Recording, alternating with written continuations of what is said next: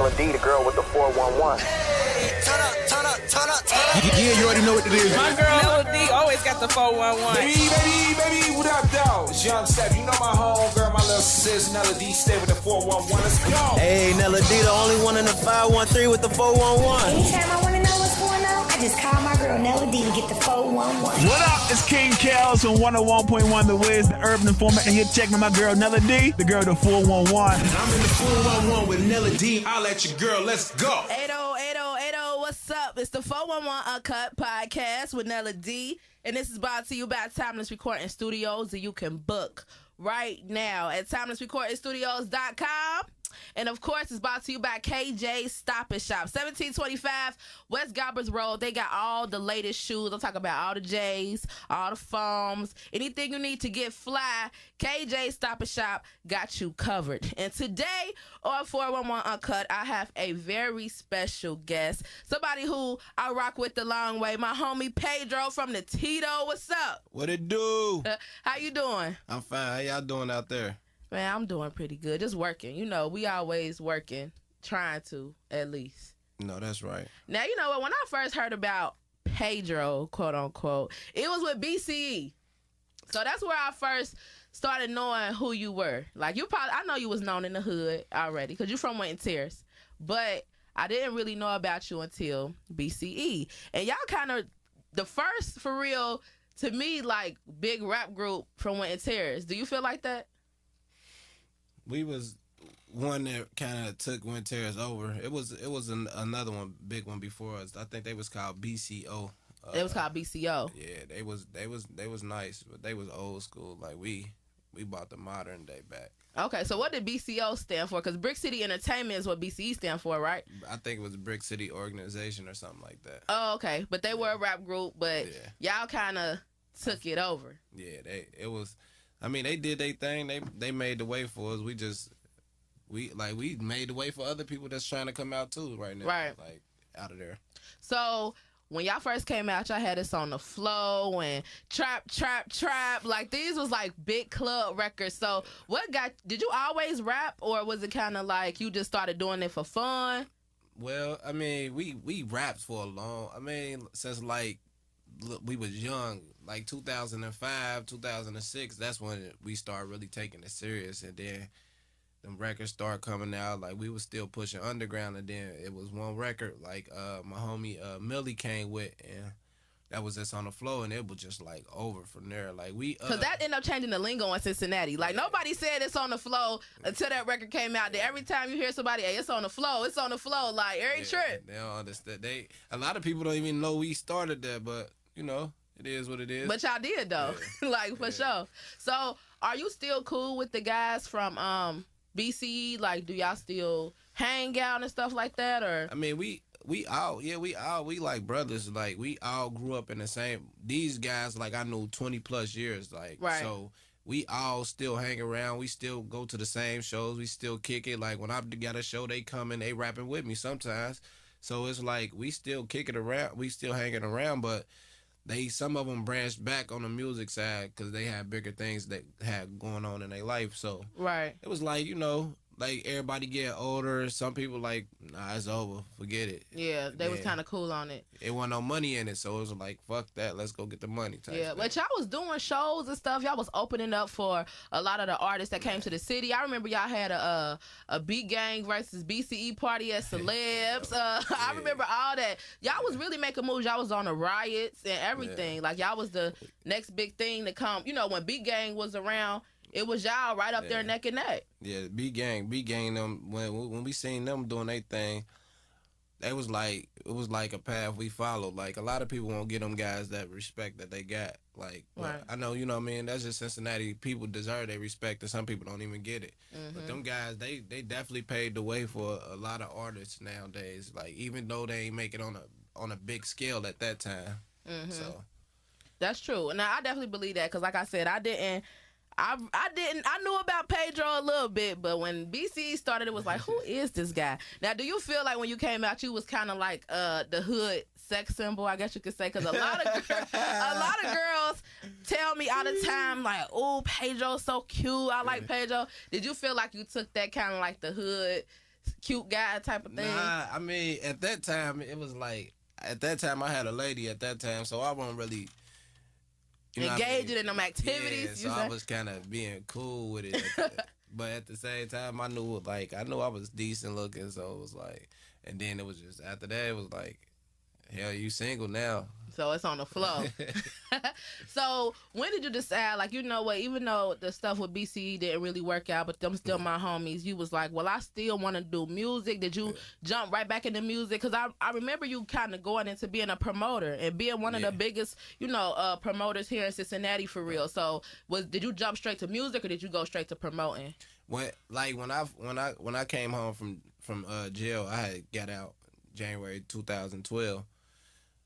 I was doing some music stuff. Right now, I was working with this guy named Dorian Washington. Right now, he working with Ray J and a couple other people. Like he doing good. Like, so at that time, I had just came home and I had a hit when I came home, but it wasn't like I ain't had Cincinnati no more, because when you go away for a little bit, everybody forget you.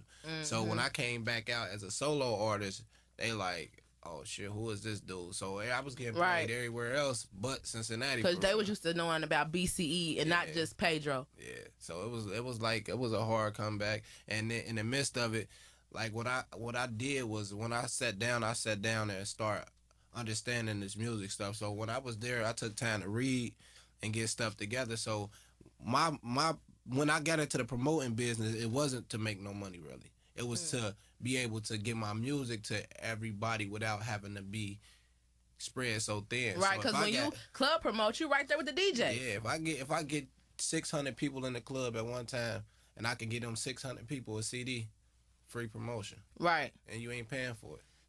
That's smart. Yeah. So you had started promoting for celebrities. That was the club that I seen you kind of behind. Like everything that was popping at celebs, you was in the spot, like every single time. So do you still promote with celebs or? Right now I'm like a free agent. Like I used to do everything. Like when Plush was popping, I got Plush popping. I got celebrities popping. I got 601 popping. I got the Whiskey Bar popping. It was a lot of spots that I really kind of put the touch on, and then it was like overboard because we was getting from Monday to Sunday, we had 4 nights in the city, and all of them had 500 to 600 people or better. Right, so it was thick every time. This was like for like 3-4 years straight. I be wondering, like, what's Paydro's secret? Like, what is Paydro's secret to like promoting? Like, cause you can get a crowd out every time. I don't know. I don't even know. I promise you. I don't know. I just like. I told you I just studied that marketing, those strategies, and I attacked area strategy. So it's just like, if you see something going on in the world and you touch on it in a way where you get everybody interacting on your status, like more people gonna start paying attention to your page. So that's what I did. Like, so it's just like I touch on stuff that people already are scared to say, or they might want to say it. Now I know that you famous for your sex talks, your pillow talks. That's why I asked, do you feel like, that's why I asked, like, do you feel that you like the hood sex symbol or whatever? And you know what, I'm kind of mad at you because you were supposed to be on my sex talk episode before. Know, right? You were supposed to be on there and do the whole sex talk with me, because that's what you do. You go live. Don't you got like a Facebook group and everything like that where you do pillow talk? Like, so what got you into that? Like, I don't know. One night it was just, I was in the house bored, and I was just like let's talk what people scared to talk about on Facebook. So it's like 11 Well, they ain't scared to talk about sex. Not no more.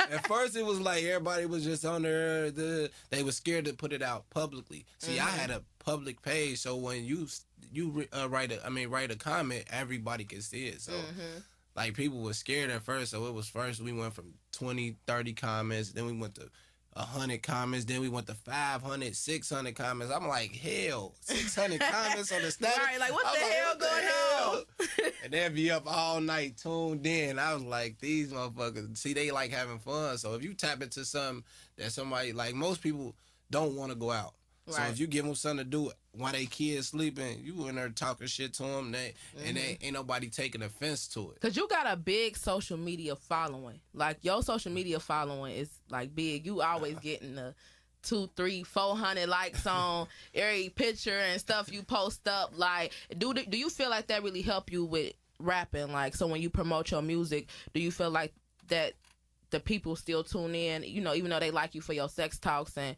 they know you the promoter? Do you feel like the music? It's like, see, they knew me for music for a little bit, and then it was like, you went to jail, don't nobody care about that, you come home. So now it's like, I could automatically just go into like, yeah, y'all tune into my music. Because like, that's like me asking you to do something, and I never got none. I mean, I never did anything for you, so why would I do that? Like, so if I tell you to listen to my music, why should I listen to your shit? You got a point. So I just slowly went in, and that did help it. That helped it a lot actually now. Yeah, because you got a new single that's out, Counting Up the Bag, and it's doing really well. They playing it at the big clubs here, you know, well, for real, every club here. We even playing it on the radio now. So how did you get that record out? You put it out and it just kind of popped. Like the DJs, you got a good relationship with the DJs. Like, what DJs do you really like rock with the long way? I rock. Like, it's only a couple that I ain't really like really in touch with.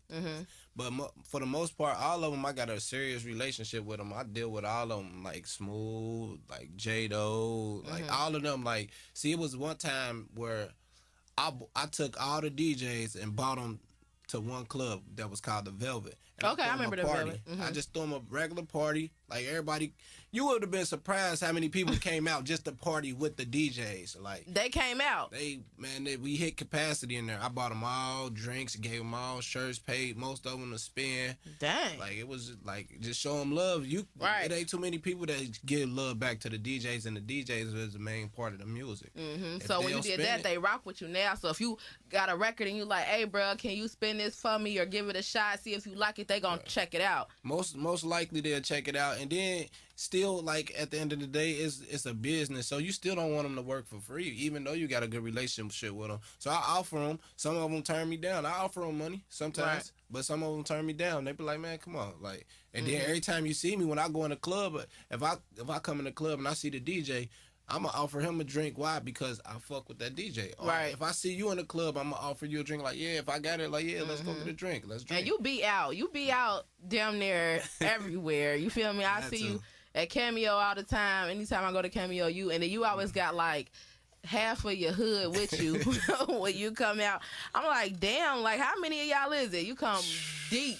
Man, it's a whole lot. Then a lot of them still don't come out as much. Like, but see, our thing is, like, we go out to have fun. We don't go out to be on no bullshit. So we go out, we gonna go out like 100 deep because that's what we do. Like, it ain't like we got unity out there, so we all stick together. So you feel like your hood really supports you? Like, Wayne Terrace really promote, like they help you promote what you got going on. They'll come out and support your events. Like, they really behind Paydro. Most of them, like, you'll get the tools and fuels that ain't gonna all the way support you. They might support you while you're there and might not support you when you turn your back.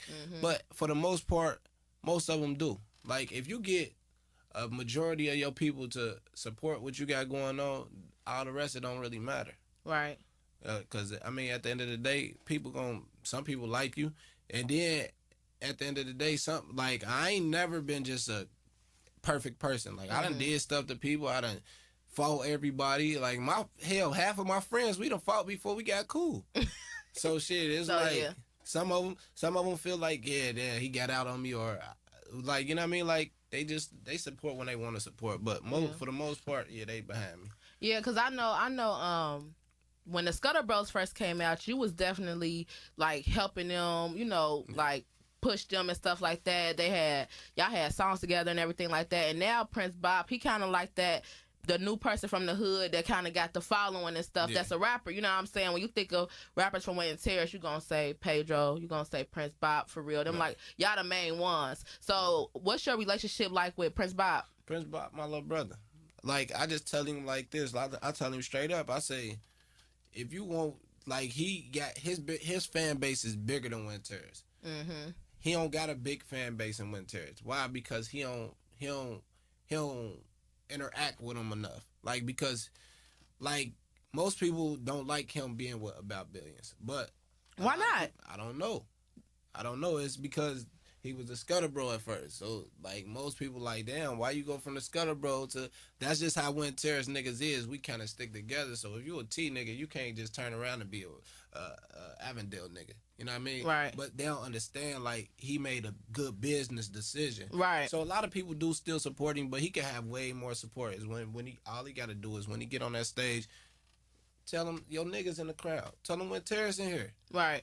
See, when I get on stage, they know, like, oh. But you know what? When we play his, when the DJs play his records at like Annie's and stuff, when terrorists turn up for him, you know what I'm saying? Every time they turn up for him for sure.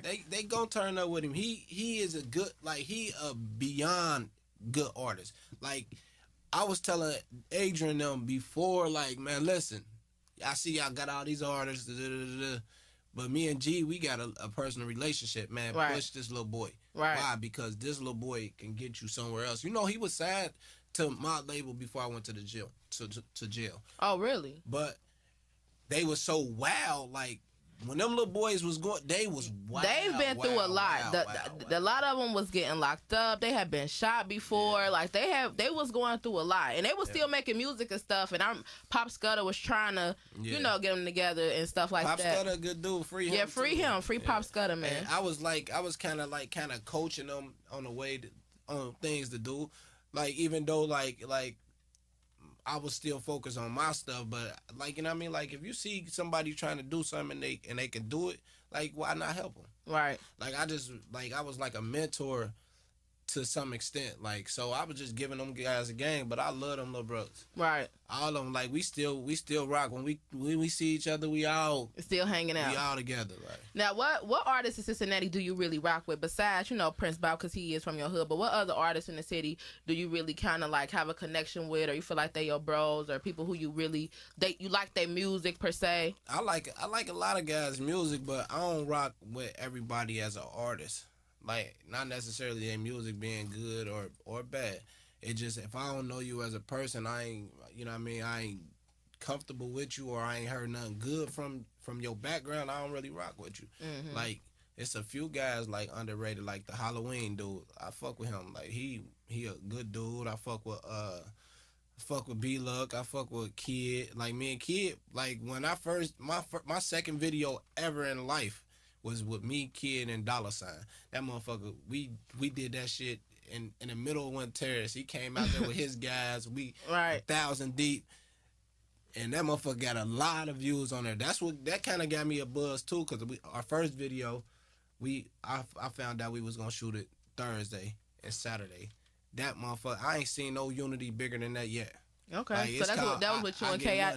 You and K.I.? Nah, that was me and K.I. was when we in the club. It was it's old. It's probably like 2008, 2009, maybe some shit like that. But they helped you get your buzz up. Yeah, them joints was doing like 60, 70,000 on them. I'm like, what the hell? Now, since you do got a big social media following, like, I seen like this past like presidential election, you was really telling people to go vote and stuff like that, and I'm like, okay, Paydro, like, you using your platform for, you know, good reasons though. You was like, man, y'all go vote, and I don't care who y'all voting for, but make sure you go vote and this and that. So how do you feel about the whole president election and how Trump came up on top? I mean, at the end of the day, everybody is mad. Why they mad? I don't know why they mad, and it's partially most of their fault. Because if we all going to vote and we all voting for against him, how the hell is he winning? Because all of us ain't going to vote. Mm-hmm. Now, if we all went and voted, then we could be mad like, damn, something is wrong. Right. Y'all let this man win. Mm-hmm. So now you got to take the bitter with the sweet. Right. Like at the end of the day, I don't care for Trump. Why? Because he ain't for the people. Mm-hmm. He ain't for our people anyway, should I say. So he made it very clear. That's what I got from him. Yeah. He made it clear that he just kind of for, and I'm not even going to say he not for our people, but he kind of just for rich people. You know what I'm saying? So, and it's kind of like not the regular day-to-day person that struggle. He ain't too much worried about you too much. Mm-mm. You know, he want to make sure he keep getting his coins, and you kind of just sit there like. He don't believe in paying taxes. How the fuck you don't? Like, that shows you he not for no lower, no middle. Fuck all y'all. Right. He if like, I ain't got $1 million right now, we don't care about y'all. It's slow for you. That's how you feel. So this next 4 years, I don't know what y'all gonna do. I don't know what I'm gonna do. Now, I also wanted to know, how do you feel about the whole Ray Tensing trial and how that came about with it being a hung jury? And you know, people feel like they never got justice. You know, Sam DuBose didn't get justice. How do you feel about it? That same judge, she gave my brother life, no parole. Life, no parole. My baby brother, he only, I'm 30, he 26. Yeah, he 26. Wow. So again, life, no parole. That same judge. And it was easy for them to find him guilty with less evidence than this man had. Right. Like, this man, damn near, it's on camera. You shot this man for no reason. How is it a hung jury? Hell no. That shit is not right. Like, but she kind of, I respect her because she was kind of fighting. She was like, nah, fuck that. Y'all take y'all ass back in there and find if this man is guilty or not guilty. Right. Like, and it's like, man, it's to the point where they could do shit to people and get away with it. Do you feel like, as a black man, sometimes you kind of like on guard from the police or... Big time. But not the police that work at the clubs. Them my guys. You said them my guys, so the ones that work at the club, you guys. Yeah, I trust them. But you saying, but all police officers aren't bad. But do you kind of feel like certain things can happen? Like, it could happen to you, and nobody would care. To anybody at any given time. Them police, they don't give a fuck. They first thing they gonna say, I'm defending myself. That they was scared. Shit, we scared of y'all. How we scared of somebody that's supposed to protect us? That's some bad shit. This shit's crazy around here. This shit Rodney King all over again. Yeah, it is. So what do you think that, like, black people can do to kind of make the situation better? Like, stay in the house. Do? Just stay in the house? We can't go outside. We can't do nothing. We got to just stay in the house? Nah, I'm just talking shit. But shit, I don't know what you could do for real.